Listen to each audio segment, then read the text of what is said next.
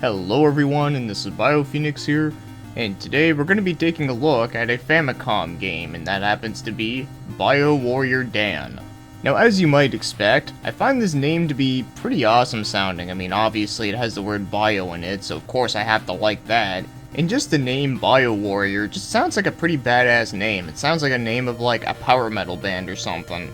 So this one was developed by Atlas, and it was published by Jellico, or Jellico, or even Deuce Jellico, the male gigolo. So it's pretty interesting that we got both Atlas and Jellico on here. And it was released in 1987, and it was only in Japan, although there was actually going to be a North American version of the game, but it was cancelled. But the game was actually finished, though. And that version can actually be played since it was leaked onto the internet. I will get more into the differences later, but one thing I will mention right now is that the name that they were going to give it originally was pretty fucking terrible. Yeah, they were originally going to call it Bashi Bazooka Morphid Masher. I really have to wonder who the hell came up with that. Well, either way, it doesn't really matter. The game is called BioWarrior, and I think that name is so much better. But anyways, the game is an action platformer that is actually more similar to Metroid, where it has a lot of exploration. Or what everyone calls it is a Metroidvania. But for now, let's get talking about the story, which will not take long at all. So it happens to be the year 2081, where a bunch of monsters are going to attack Earth. So remember everyone, in the year 2081, we gotta prepare our assholes. So this one warrior named Dan ends up making a time machine and arrives in the year 1999 in order to stop the invasion. Ah, good old 1999. Not only is it a great song by the band Psychema 2, but it's also just a really great year because we were actually able to have Beast Warrior wrestling. But then after the year 2000 happened, that just never became a thing again, and now no one ever talks about it anymore. But thankfully, this game still captures that feeling that you might have forgotten about. Okay, let's get moving on, because there's really not much else to say about the story. That's literally all you need to know. So as I said before, this game is an action platformer that is more akin to the Metroidvania style, where you have many different doors that lead you to different areas, elevators that go up and down, and there's even secret doors that lead you to different areas. And there are certain doors that lead to people talking to you, giving you hints, possible inns where you can regain all your health, stores where you can buy an item to upgrade, and like I previously mentioned, Beast Warrior Wrestling, where if you win by mashing the button, then you get a bunch of extra money. And you got two inventory slots, one being your sword and the other being your secondary, you know, kinda like a Zelda game. So if you think about it, this game does take a little bit of aspects of both Zelda and Metroid. But one game that really comes to mind though is actually the game Xerxes or something, you know, the space background one that's published by Hudson Soft. Yeah, that's also another Atlas game, but it came out in Japan a year after this one.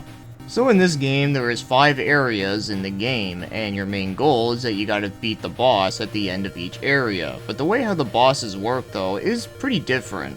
Now you see at the top corner below your money is MV, and that number keeps going up every few seconds, and the more it goes up, that actually indicates the monster's health. So pretty much, the more time you spend while walking around, the harder the boss will be because you'll have more health.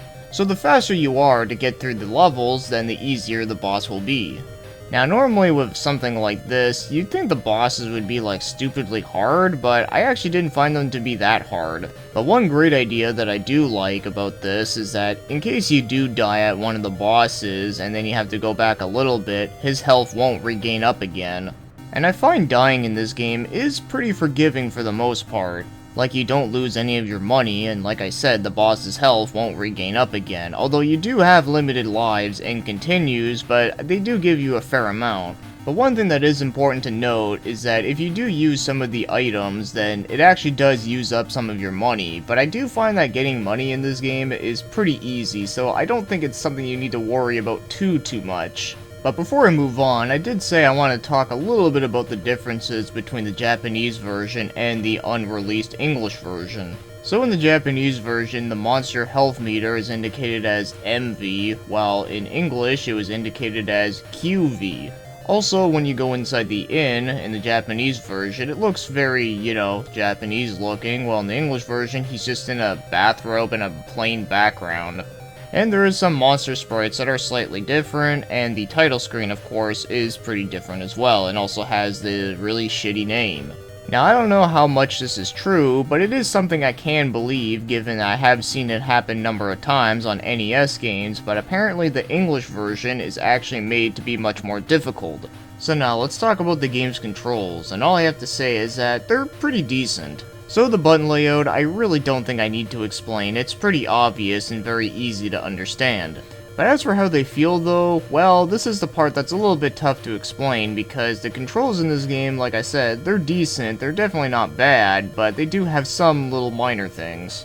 So the game's jumping is a little bit on the stiffer side, so if you just press jump and while you try to move up in the air, you're just locked in the same spot. So you have to actually move forward then jump to kind of do like a more forward jump.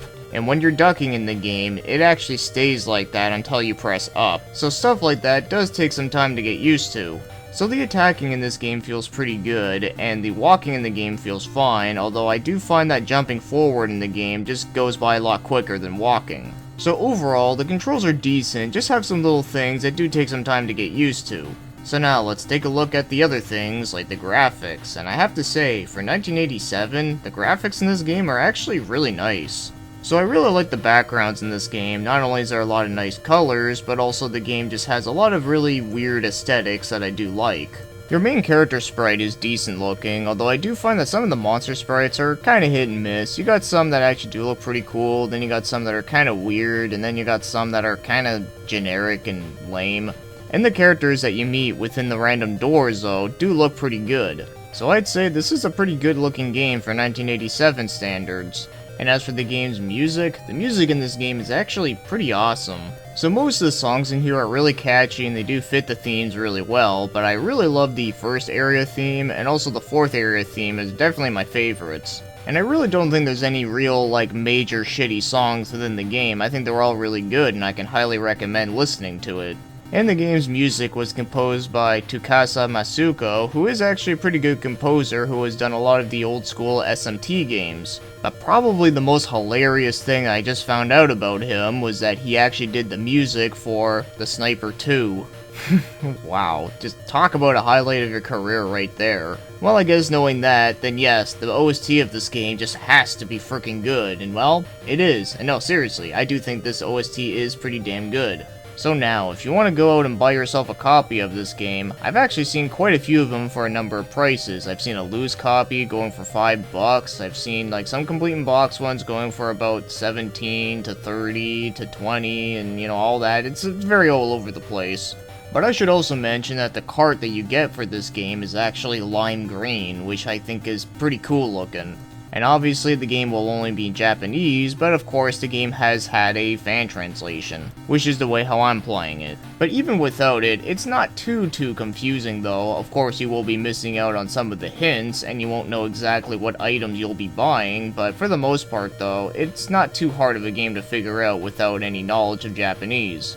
So now, as for my overall thoughts on BioWarrior Dan, the better name of it is that I actually do kind of like this game. I do think it's a pretty solid game. So I do really like the game's level design. I think it's pretty good.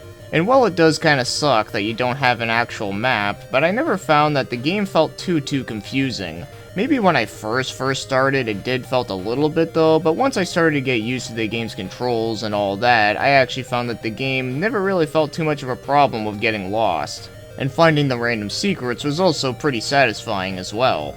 And the game's difficulty, I do think is pretty fair, so I already went over the whole dying thing, but as for the levels themselves, so the first two levels are not too hard, but also not super easy, and then the third level is a little bit more tougher, but the fourth and fifth level though, those ones are pretty damn brutal. But given that there's only 5 stages within the game, then I can understand it being that way. So with that said, I would recommend playing this game if you are a fan of action platformers that are also Metroidvania style, and of course if you do really like the game Zexy or whatever it's called, then I think you would really like this one. So the game is challenging yet forgiving, but it is also quite satisfying, especially when you know a level really well and you can just blast through it like nothing. So with that said, that'll be the end of this review, so thank you for watching and commenting, and have yourselves a great day.